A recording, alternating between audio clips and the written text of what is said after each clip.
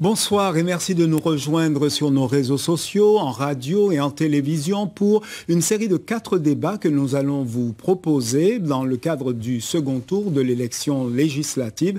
4 débats pour les 4 circonscriptions. Et ce soir, eh bien, nous commencerons avec la première circonscription qui va s'opposer 2 Abimiens. Olivier Servat arrivé en tête au premier tour avec 51,25% des voix, mais seulement 15,85% des inscrits. Et Chantal Lérus, arrivée seconde au premier tour avec 12,76% des voix et donc 3,95% des inscrits. Madame, monsieur, bonsoir. Bonsoir. Alors, un tirage au sort a déterminé celui d'entre vous qui commencerait. C'est vous, monsieur Servat. C'est donc vous qui terminerez tout à l'heure. Vous aurez la possibilité donc d'utiliser 15 minutes chacun pour pouvoir vous exprimer. Vous pourrez répondre aux questions qui vous seront posées, mais aussi vous pourrez vous interpeller si vous le souhaitez.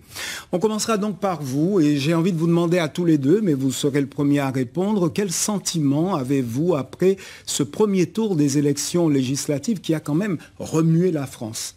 Bonsoir Monsieur François-Joseph Ousselin, bonsoir Madame Lérus, bonsoir aux téléspectateurs et auditeurs de Guadeloupe la Première. Et tout d'abord, j'ai une pensée pour les sinistrés du Sud Basse-Terre, une pensée aussi pour nos frères et sœurs de la Caraïbe qui subissent aujourd'hui des intempéries assez brutales. Eh bien écoutez, c'est un bouleversement. La France aujourd'hui est menacée par l'extrême droite qui est aux portes du pouvoir. On ne peut pas s'en réjouir.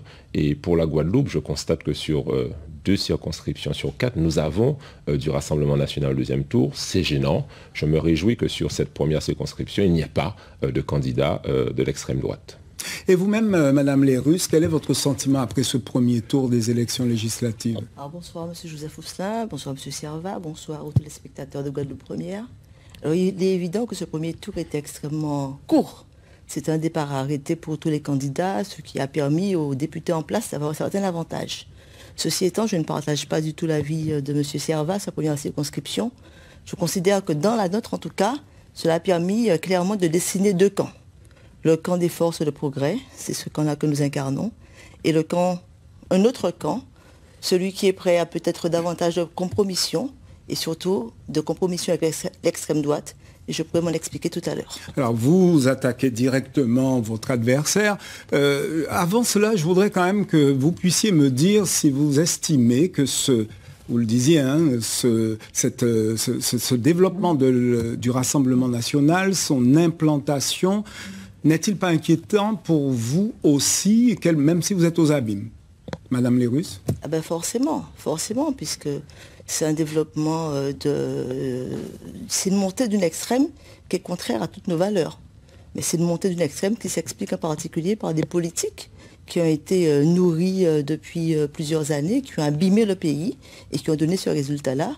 En tout cas, ce qui est important pour nous, force de gauche, c'est de faire front et de ramener nos populations à ce qui est nous-mêmes, à nos valeurs, à notre ouverture à l'autre, à l'ouverture au monde. Précisément, est-ce que vous n'avez pas l'impression que ce n'est pas seulement la politique nationale qui a pu inciter les gens à aller chercher secours ailleurs? Est-ce qu'il n'y a pas une part de cette politique régionale et locale qui est menée ici et qui, somme toute, effraie aussi certaines personnes?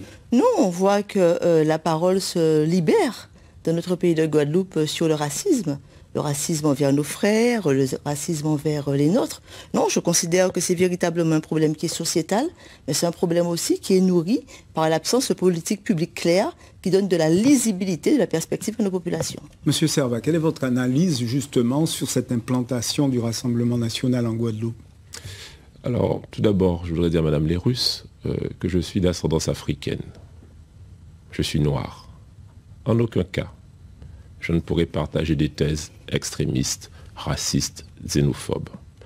On fait de la politique, on n'est pas obligé de sombrer dans ce type d'arguties qui ne correspondent pas à la réalité. Vous le savez bien. Et d'ailleurs, je voudrais vous poser une question. Où est-ce que vous m'avez vu ou entendu tenir des propos racistes ou xénophobes? J'ai une question pour vous, j'espère que vous allez pouvoir y répondre. Maintenant, concernant la montée du Rassemblement national. Vous savez, je pense qu'il y a des déceptions au niveau national et au niveau local. Et si d'aventure, des personnes, des responsables politiques, se détourne du regard de la réalité des souffrances guadeloupéennes, eh bien, on laisse monter le Rassemblement national. En aucun cas, je ne peux laisser mes frères et sœurs guadeloupéens souffrir d'insécurité. C'est un sentiment fort aujourd'hui. Pourquoi? Mais parce qu'il y a des bateaux qui arrivent de la Caraïbe avec des armes, avec des personnes clandestines et avec de la drogue. On doit régler ce problème. Vous avez l'impression que cette insécurité, cette drogue, tout cela, certes, elle vient par la mer, mais ne concerne que des étrangers. Mais forcément, elle vient d'où? Elle vient de pays qui ne sont pas français, d'accord? Avec à l'intérieur. Pourquoi? Les États-Unis ont un libre échange des armes. Et donc, il y a un déversement via les îles de la Caraïbe. Tout le monde le sait, je veux dire, c'est pas une inconnue. Il ne faut pas se boucher le nez en disant « Ah ben non, ce sont des principes, etc. » Non, pas du tout. Moi, vous savez, je ne suis pas en télétravail politique.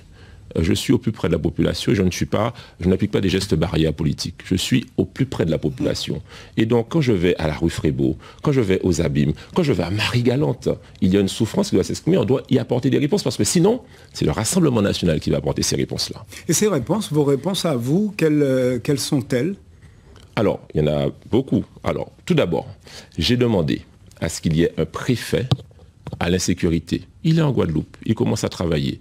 Je veux, comme en Martinique, qu'il y ait des radars pour pouvoir identifier les allées et venues, parce qu'on sait, les allées et venues via Marie-Galante, via Trois-Rivières, via Capesterre, de ces personnes-là, et on doit donner des moyens aux policiers, aux forces de l'ordre, d'interpeller ces personnes, parce qu'il y a beaucoup de cette délinquance qui vient malheureusement d'ailleurs. Ce n'est pas être raciste, Madame Lerust, de dire ça, c'est la réalité. Ensuite, mais pour d'autres questions, il y a d'autres solutions. Je vous en prie. J'ai porté sur la loi immigration un certain nombre de sujets très clairs. Et donc je reprends ma question, Madame Lerus, en quoi on m'avait entendu dire que je suis raciste ou xénophobe?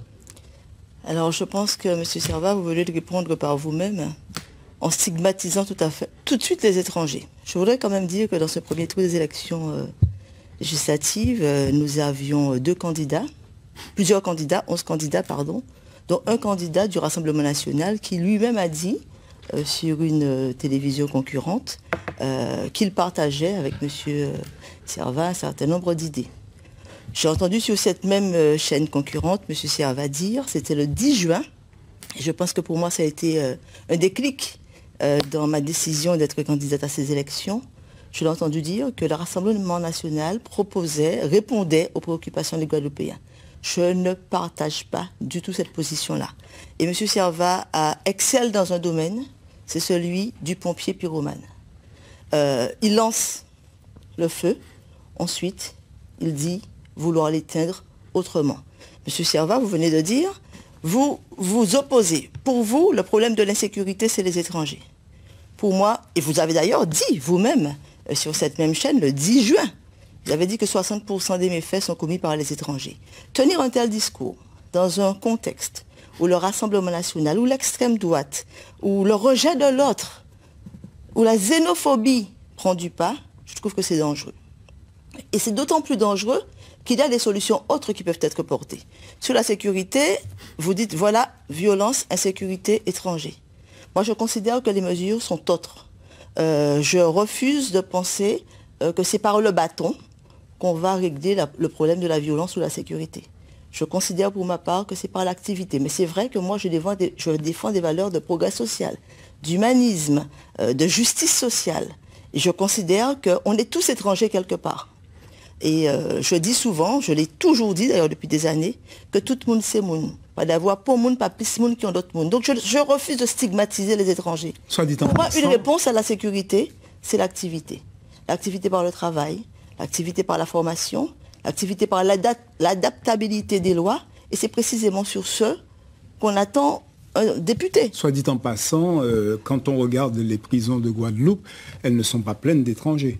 Eh bien, justement, vous savez, il ne faut pas ne pas regarder la réalité en face.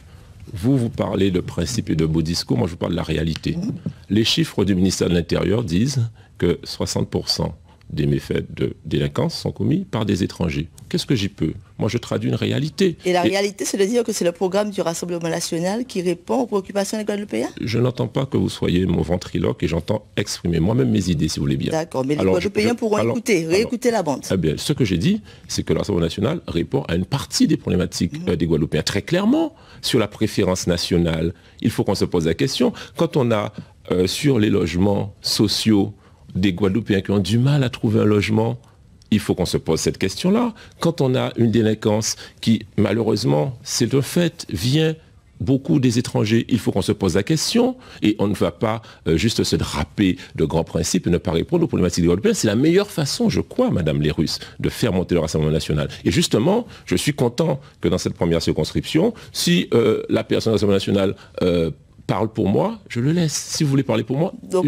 on voit bien que deux camps se dessinent. Écoutez, bien, il n'y a pas de deux camps. Enfin, en tout cas, je ne sais pas quel est votre camp, puisqu'il n'est pas clair. En tout cas, le mien, celui des Guadeloupéens. Mais Monsieur Servat, vous êtes dans une circonscription comme celle qui regroupe Morne-à-l'Eau, Pointe-à-Pitre et Marie-Galante. Alors, si on... Et les Abîmes. Et les Abîmes, pardon. Vous êtes tellement présent. Mais si on se met à regarder les étrangers en situation irrégulière, etc., vous aurez du mal à trouver du monde pour travailler sur la canne à Marie-Galante. Exactement. Et c'est pour cela, justement, que j'ai participé à l'élaboration de cette loi immigration. Peut-être Mme Lérus ne l'a pas lu encore. Alors, de quoi s'agit-il? Je sais que vous avez voté pour. Et heureusement qu'il y a le Conseil constitutionnel. Eh bien, justement, j'ai voté pour pourquoi?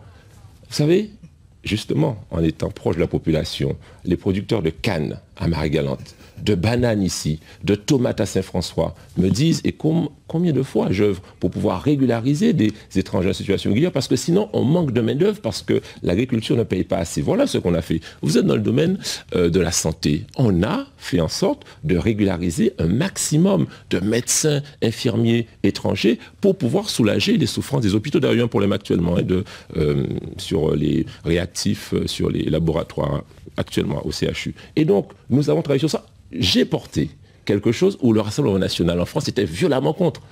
Interdiction d'avoir des mineurs de moins de 18 ans dans des centres de rétention. Et pour les Outre-mer, j'ai porté ce titre Outre-mer et je peux vous dire que nous avons fait en sorte, par exemple, d'avoir non pas chaque année une autorisation de titre de séjour des étrangers en situation régulière, mais tous les 3 ans. Donc vous voyez, on a œuvré justement pour répondre à cette problématique très inquiétante sur la main-d'œuvre. Alors vous voyez deux camps se dessinent très clairement. Alors précisément, parce que vous êtes censés tous les deux faire partie de la gauche. Mais visiblement, il y a des tas de choses qui vous séparent. Alors, de quelle gauche faites-vous partie? Deux camps se dessinent très clairement. Le camp d'un député complètement instable et qui aujourd'hui se rapproche du Front National. D'ailleurs, le problème des réactifs du CHU, je ne pense pas que ça relève du travail d'un parlementaire. Ça fait du vôtre, oui, par contre. Ah ben oui, mais je l'assume, monsieur. Je l'assume. Actuellement, hein. Aujourd'hui. Mais je l'assume. Il en cours d'être réglé. Par contre, vous n'avez rien fait, vous, pour attirer davantage de médecins pour Marie-Galante. Mais si, ça, justement, on a voté la loi immigration ça, c'est un autre sujet. Pour en avoir plus. Ça, c'est un autre sujet. Donc on a clairement deux camps. Le camp que je considère de la stabilité. Moi, je suis quelqu'un de gauche. Quand j'ai commencé, alors je suis membre fondateur d'un mouvement aux Abîmes qui s'appelle La Frappe, qu'on a créé à 24 ans avec Eric Jalton. Au-delà de tous les partis, mais avec une sensibilité clairement affichée de gauche. Élue conseillère générale, j'étais à la gauche alternative. J'ai toujours été à gauche. On a vraiment deux camps. J'ai toujours défendu des valeurs de progrès social, de justice sociale, d'humanisme, d'amour et même d'amour de l'autre. Et quand je dis amour de l'autre, je ne stigmatise pas l'étranger. Parce que je le répète, on est tous étrangers quelque part. Et donc nous avons un autre camp. On a un autre camp, on a en face de nous un autre camp dont la versatilité n'est plus approuvée. Et on voit là vraiment M. Servat exceller comme pompier pyromane. Il va nous faire croire que passer de PS à macroniste, parce que je rappelle quand même que plus macroniste que M. Servat, il n'y en avait pas. Je ne sais pas s'il y a beaucoup d'hommes politiques en Guadeloupe qui l'ont invité à un chanter Noël à danser de façon un peu doudouiste, à partager nos messes et l'habitude, je ne pense pas. Ensuite, il a été président de la délégation Outre-mer. Et dit, mais les faits sont têtus, hein, puisque on a les enregistrements, je suis en marche. Il a d'ailleurs recadré M. Letchimy en lui disant, n'essayez pas d'appeler les ministres qui ne vous répondraient pas, passez par moi, puisque c'est moi qui ai le 06 de M. Macron. Enfin là, je ne suis pas ventriloque. Je relate à la population de la première circonscription les faits.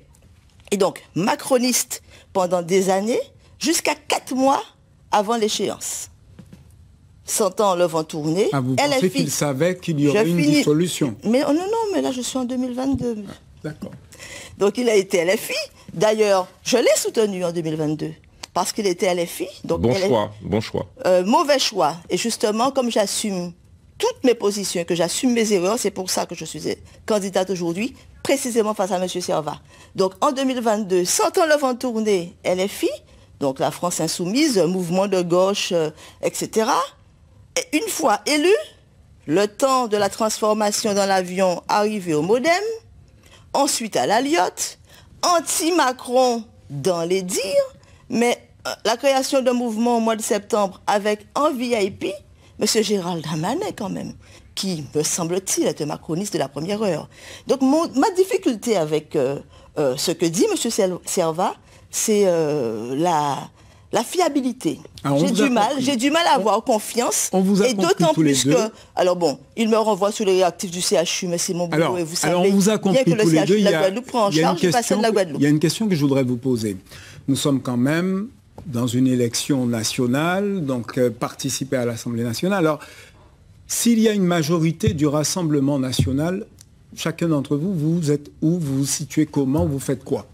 Alors, je voudrais poser une question à Mme Lérus, très simplement. Et éventuellement répondre à la mienne. Bien sûr, mais on peut échanger, non, avec la compétition. La question est claire. Moi, si vous me la posez, je vous y réponds très clairement. J'ai la parole, je peux y répondre, je la garde. Non, mais très clairement, je suis un homme de gauche. Et toutes les élucubrations de Mme Lérus, elle-même n'y croit pas. Les faits sont têtus.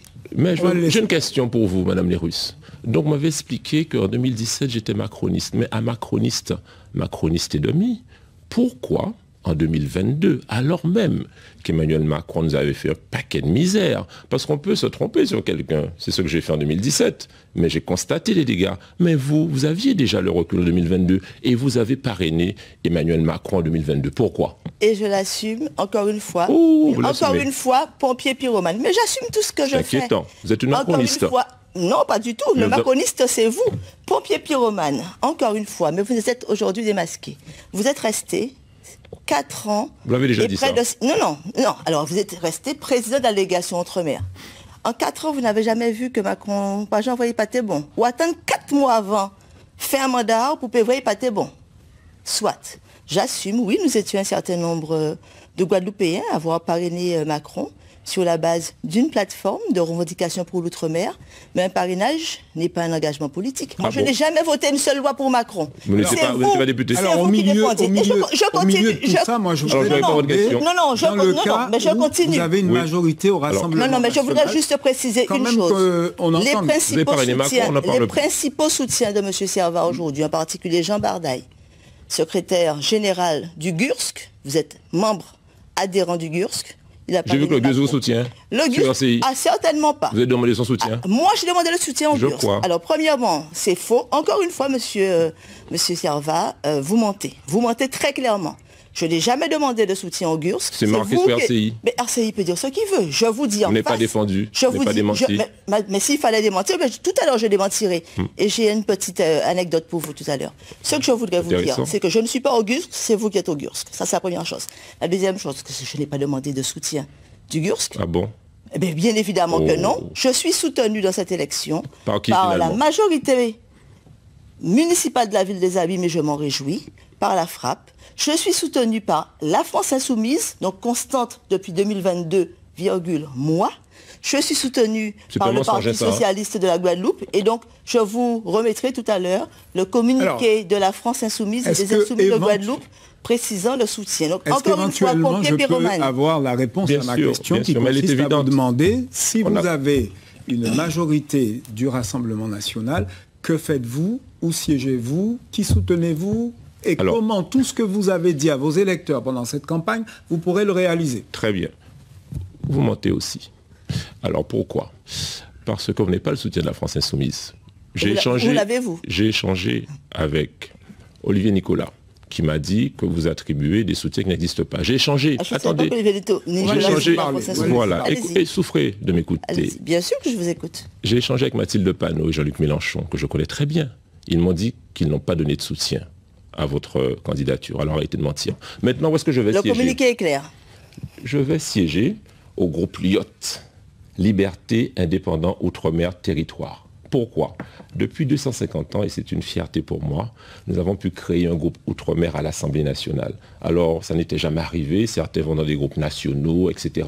Nous, on a pesé dans le débat. Et j'étais hier avec Charles de Courson au téléphone, on a compté, on a au moins 17 députés. Donc, on va pouvoir créer ce groupe LIOT à l'Assemblée nationale pour continuer à peser dans le débat national. Et si d'aventure, je réponds à votre prochaine question, on ne peut pas créer le groupe LIOT, eh bien je vais siéger dans le Front populaire, là où je me reconnais des valeurs de gauche, des valeurs d'engagement, de solidarité et d'humanisme.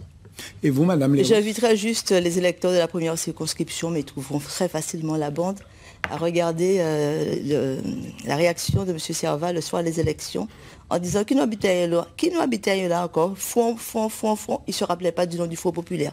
Le nouveau Front populaire, ça s'appelle. Là, je tiendrai à votre disposition le communiqué que nous avons reçu des Insoumis de Guadeloupe avec le logo du Front populaire. Et bien évidemment, je siégerai à gauche. Parce que comme je l'ai dit, je n'ai jamais servi de variable d'ajustement, ni un groupe, ni une majorité. Je ne suis pas non plus, moi, attiré par les majorités, puisque j'ai connu un véritable travail d'opposition. S'il faut être celui qui fera la majorité d'un groupe d'extrême pour avoir un ministère d'un quelconque gouvernement d'extrême droite, ça sera sans compter sur Chantal Lérusse. Alors, vous avez beaucoup discuté, vous avez beaucoup parlé, vous avez utilisé vos temps de parole tels que vous l'avez souhaité. Je voudrais quand même qu'en quelques mots, vous puissiez dire aux Guadeloupéens qui vont éventuellement vous choisir, de quelle manière vous-même, vous allez vous positionner sur un thème comme le pouvoir d'achat, qui tient à cœur à beaucoup. Bien sûr. C'est déjà la conclusion ou pas? Pas encore, dans un petit instant. D'accord. Alors, concernant le pouvoir d'achat, on a un vrai problème sur les billets d'avion. Monsieur François-Joseph Fousselin, Madame Lérusse, les téléspectateurs. Pourquoi? Yoka nous. Aujourd'hui, je prétends qu'il y a 3 personnes, 3 entités qui nous couillonnent. Tout d'abord, l'État sur le coût des billets d'avion. Comment expliquez-vous que vous avez un Pointe-à-Pitre New York, 99 €? 4500 km. Mais ça, on le sait. Attendez, laissez-moi terminer. Par exemple, en tant que parlementaire, Monsieur François, je termine. Justement, je vous demande. Non, mais j'ai pas fini. Pour aller plus loin. J'ai pas fini mon argumentation. Est-ce qu'en tant que parlementaire, vous avez dit ça de nombreuses fois, mais est-ce qu'en tant que parlementaire, vous avez fait justement ne serait-ce qu'une proposition de loi sur cette question? Vous auriez dû avoir la réponse si vous suiviez mes travaux. Premièrement. Allez-y. Oui, parce que j'ai fait passer une loi sur la continuité territoriale et il y avait ce sujet-là. Oui. Donc, vous m'avez interrompu, je reprends et vous me prenez du temps de parole, je le regrette. Donc, concernant le prix des billets d'avion, c'est une anomalie grave. Et je le répète, 99 €, c'est Paris-New York. Alors que Paris-Pointe-à-Pitre, c'est 10 fois plus. Pourquoi? Ben parce que il y a des compagnies telles que Air France, Air Caraïbes et Corsair qui s'entendent. Alors que sur Paris-New York, eh bien, il y a un paquet de compagnies et là, il y a une vraie concurrence. 1. 2. L'État, aujourd'hui, prend une taxe ferroviaire sur l'aérien. Ça veut dire que vous, moi, Madame Lérusse, tout le monde, lorsque nous voyageons, on paye une taxe ferroviaire. Or, pas ni train en Guadeloupe. Et 3e problématique, les approvisionneurs en carburant. La Sahara, aujourd'hui, elle va jusqu'en mer du Nord, c'est-à-dire quasiment en Sibérie, loin, alors que vous avez le Venezuela à côté. Savez-vous combien coûte un prix, un litre de sans-plomb à Saint-Martin et Sainte-Martine? 1,09 €. Ici, c'est 1,91 €, parce qu'il y a des problématiques d'approvisionnement. Donc, en fait, premier engagement que je prends avec la population, demander une commission d'enquête sur la fixation des prix des billets d'avion. Et en dehors du fait que je sois député, je suis aussi expert comptable agrégé d'économie. Ils ne la feront pas à l'envers comme ils le font souvent. Voilà une mesure précise. Alors, et vous-même? Précisément, je répondrai simplement à M. Servat que sur ces 7 ans de mandature, il a été pendant 5 ans pratiquement 5 ans, président de la délégation Outre-mer, avec des pouvoirs pour vraiment agir pour l'Outre-mer. On a vu d'autres présidents avant lui agir pour l'Outre-mer. Je vais juste vous prendre quelques mots, parce que l'expression pompier pyromane est vraiment d'actualité. Donc sous le prix des billets d'avion, puisque les faits sont têtus, et bien sûr qu'on suit l'actualité parlementaire, puisque nous sommes les citoyens de cette première circonscription et que nous attendons de notre député véritablement qu'il agisse pour nos populations. Il y a une séance le 8 juin 2023 sur les travaux de renforcement du principe de la continuité territoriale. Et donc un député, David Valence, qui est très impliqué sur les problèmes de mobilité, a demandé au gouvernement un rapport sur l'opportunité de développer la concurrence pour faire baisser le tarif des billets à destination de l'outre-mer. M. Servat a émis un avis défavorable. J'invite les électeurs de la première circonscription à aller vérifier. Est-ce que vous savez ce que c'est qu'un rapport? Ce même jour, le député Ça sert à rien. Ce même jour, un autre député a demandé au gouvernement un rapport sur le respect de ce principe à l'intérieur des territoires ultramarins et entre eux pour garantir la continuité territoriale entre la Guadeloupe et Saint-Martin, par exemple. M. Servat a émis un avis défavorable. Sur la mise en place d'un tarif résident outre-mer, Jean-Hugues Ratenon a proposé un tarif préférentiel pour les ultramarins, similaire à celui qui existe pour la Corse, afin de faciliter les déplacements vers l'Hexagone et au sein de la zone géographique. Monsieur Servat a émis un avis défavorable. Donc ce que je voudrais simplement dire à la population... Que les rapports ne servent à rien. Ce que je voudrais simplement dire à la population de la première circonscription, c'est que nous avons face à nous un député qui nous ressort depuis des années les mêmes priorités. On voit en tout cas, vous connaissez le principe de la chaise à bascule. C'est une chaise, votre temps est terminé. Elle bascule, elle n'avance pas. Votre temps est terminé. Il est temps de changer de député pour avancer. Votre temps est terminé, vous avez choisi cela pour pouvoir le faire. Monsieur Servat, vous avez 2 minutes pour rattraper ce temps et ensuite ce sera le temps de la conclusion. Ce sera vous d'abord et Madame Lérus ensuite. Savez-vous ce que c'est que ça? Mais vous avez le temps de... Vous avez encore 2 minutes à rattraper. Hein. Vous savez ce que c'est que ça? Le Macron. C'est un chapeau en feuille de coco. Et il faut qu'on défende la filière coco en Guadeloupe. Figurez-vous qu'aujourd'hui, ce gouvernement macroniste, que Mme Lérus a parrainé en 2022, et qu'elle assume, dont acte, eh bien, mesquinement, le 4 juin, il a supprimé le financement de la filière coco. Alors même que cette filière coco est une source d'autonomie agroalimentaire et de suffisance alimentaire. Quand vous avez quelques comme le Cornu qui arrive en Guadeloupe, dit nous prenez-vous en main. Ben justement, on voulait se prendre en main. Et bien justement, cette filière coco a permis aujourd'hui d'avoir la possibilité pour les agriculteurs de planter des champs de coco. Et ils ont planté des champs de coco, on leur a dit que vous aurez le financement, et là, le 4 juin, ils ont supprimé en disant « Ah, c'est une filière d'aubaine, le coco pèse trop cher, il y a touché trop l'argent. » Je m'engage, dès mon arrivée la semaine prochaine, si la population le souhaite, à l'Assemblée nationale, de pouvoir faire rétablir les fonds sur la filière coco. Parce que coco, on peut faire de l'eau de coco, de l'huile de coco, des filtres de charbon actif pour la chlordécone. Et j'ai aussi un engagement que je prends envers la population. 40%, vous parliez notamment du coût de la vie chère, pouvoir d'achat. 40% des fonctionnaires à la retraite. Il n'est pas normal que les fonctionnaires à la retraite perdent leurs 40%. Et c'est pour cela que nous avions commencé, ça devait passer le 13 juin, de pouvoir avoir la possibilité d'intégrer les 40% à la retraite pour les cotisations. J'ai rencontré les 25 syndicats, pensions publiques, d'État, hospitalière, territoriale, commune, département, région, intercommunalité. Yo d'accord. Par contre, l'État commence à tousser. C'est le temps de votre conclusion. Et donc, aujourd'hui, pour conclure, Monsieur François-Joseph Fousselin, Madame Lérus, on a besoin de députés expérimentés. Il reste 3 ans. Si on envoie quelques inexpérimentés, on en peut y comprendre, on en peut y faire des 3 amendements, nous avons pas de mandat là. Aujourd'hui, il y a des engagements sérieux à prendre. Par exemple, aujourd'hui, sur Marie-Galante, on doit définitivement supprimer les sargasses. La DEAL nous embête avec cette affaire-là. Il faut un enrochement ferme, clair, et c'est vrai que la population marie-galantaise en a besoin, et les maires aussi. Sur, je dirais, le statut de l'entrepreneur ultramarin. Moi, je suis aussi expert comptable. J'emploie du monde.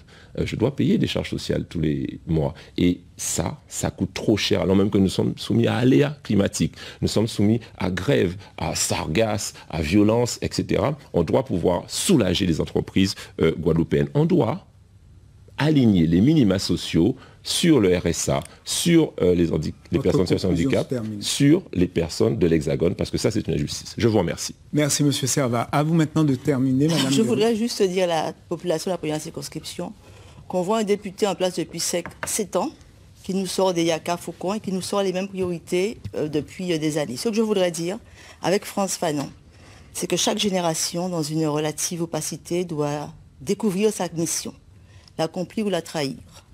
Je vois que M. Servat a décidé de trahir les Guadeloupéens en étant pratiquement presque aujourd'hui à l'extrême droite.